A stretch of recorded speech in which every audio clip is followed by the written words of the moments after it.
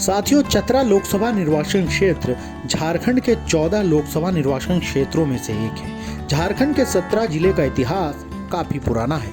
इतिहास के अनुसार यहाँ मौर्य वंश का साम्राज्य हुआ करता था। मुगल कालीन इतिहास में भी क्षेत्र का काफी जिक्र है। मौजूदा दौर में यह क्षेत्र नक्सल प्रभावित क्षेत्रों में शामिल है। साल 1991 में इसे जिले का दर्जा मिला। इससे पहले यह क्षेत्र हजारीबाग जिले का उपभाग हुआ करता था। इस संसदीय क्षेत्र में चतरा, लातेहार और पलामू जिले की विधानसभा क्षेत्रों को शामिल किया गया है। 1952 में देश के लिए हुए पहले लोकसभा निर्वाचन में यह सीट अस्तित्व में नहीं थी। 1957 में यहाँ सांसद चुनने के लिए पहली बार मतदान हुआ। यह क्षेत्र वन्य संपदा से भरा हुआ है। यहाँ औषधीय पौधों, केंदू के पत्तों, बांस, साल, सागौन और जड़ी बूटियां पाई जाती है। जिले में जंगली जीवों के संरक्षण के लिए लावालोंग वाइल्ड लाइफ अभ्यारण्य भी बनाया गया है, जो यहाँ की बाघों की मेजबानी करता है। जोहार साथियों, मैं प्रदीप अर्जुन तो हाजिर हूँ लेकर लोकसभा का। चतरा लोकसभा सीट पर अनुसूचित जाति और जनजाति का दबदबा है।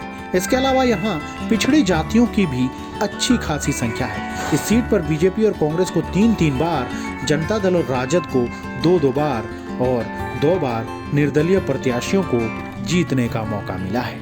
इसके अलावा SWA, BLD, CNSPJP को भी एक बार जीत का सेहरा बांधने का मौका मिला, लेकिन इनमें से कोई भी प्रत्याशी स्थानीय नहीं था। इस सीट पर पहली बार 1957 में आम चुनाव हुआ। 1957 में रामगढ़ की महारानी विजया रानी ने जनता पार्टी के टिकट पर जीत हासिल की।